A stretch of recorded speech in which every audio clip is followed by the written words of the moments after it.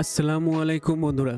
আপনারা যখন একটি কম্পিউটার কিনতে চান এবং আপনি মনস্থির করেন আপনি ল্যাপটপ নেবেন না, শুধু ডেস্কটপ পিসি নেবেন, কিন্তু আপনি বুঝতে পারছেন না যে আপনি অল ইন ওয়ান পিসি নেবেন নাকি সাধারণ একটি ডেস্কটপ পিসি নেবেন। কোন পিসিটা আপনার জন্য ভালো হবে, কোন পিসিটা আপনার প্রয়োজন, কোন পিসিতে আপনার ইনভেস্ট কম হবে বা কোন পিসিতে আপনার ইনভেস্ট বেশি হবে, লং টাইম ব্যবহার করার জন্য কোন পিসিটা ভালো হবে, এই সব কিছু বিস্তারিত জানার জন্য আমাদের সাথেই থাকুন।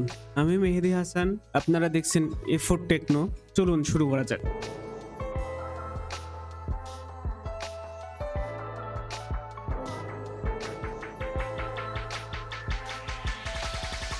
চলুন আমরা প্রথমে একটি সাধারণ পিসি সম্বন্ধে জেনে আসি। আমরা বাসা বা অফিসে নিজস্ব কাজের জন্য সাধারণ যে ডেস্কটপ পিসি ব্যবহার করি, এর সাথে একটি কেসিং, একটি মনিটর, একটি সাউন্ড বক্স, কিবোর্ড, মাউস, সাধারণত এই সমস্ত কিছু আলাদা আলাদা থাকে এবং আমাদের টেবিলের উপরে অনেকখানি জায়গা নিয়ে এই পিসিটা রাখতে হয়।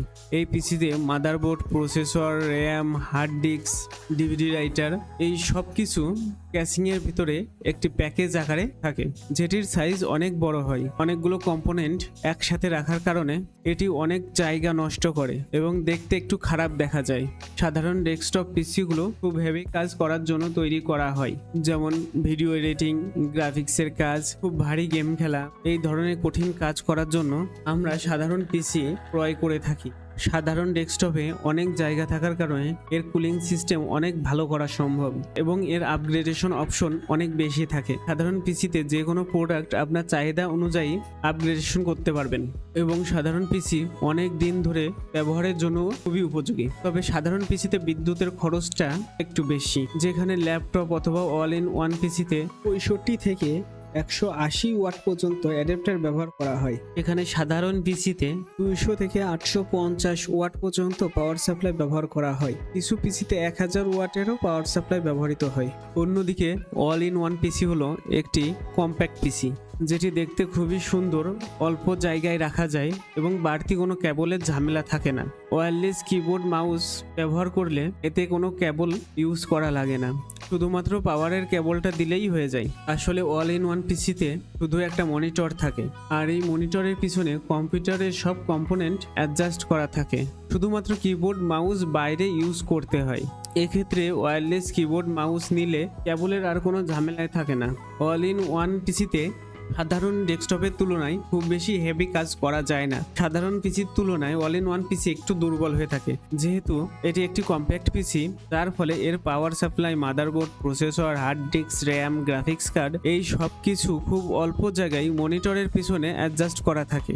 অল ইন ওয়ান পিসির প্রসেসর সহ সব কম্পোনেন্ট অনেক ছোট হয়ে থাকে, যার ফলে এর কর্মক্ষমতা অনেকটাই কম। এই পিসিগুলোতে সাধারণ ব্রাউজিং, অফিস ওয়ার্ডের কাজ, ছোট কিছু গেম খেলা, সাধারণ কিছু এডিটিং এর কাজ করা যায়। এই পিসিতে আপগ্রেডেশন অপশন অনেক কম থাকে, শুধুমাত্র র্যাম, হার্ড ডিস্ক, এই জিনিসগুলো আপডেট করা যায়। বাদ বাকি সমস্ত প্রোডাক্ট মাদারবোর্ডের সাথে অ্যাডজাস্ট করা থাকে।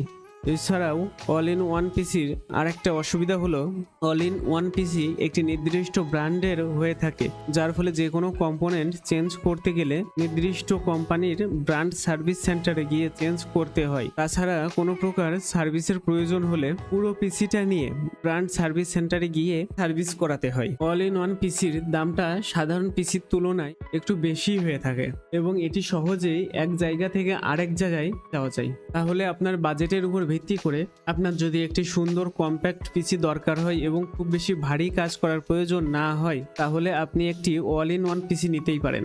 আর যদি আপনার একটি হেভি পারফরমেন্স পিসির প্রয়োজন হয়, পিসিটা দিয়ে আপনি অনেক ভারী ভারী কাজ করবেন, তাহলে আপনি আপনার বাজেটের উপর ভিত্তি করে একটি সাধারণ ডেস্কটপ পিসি নিতে পারেন।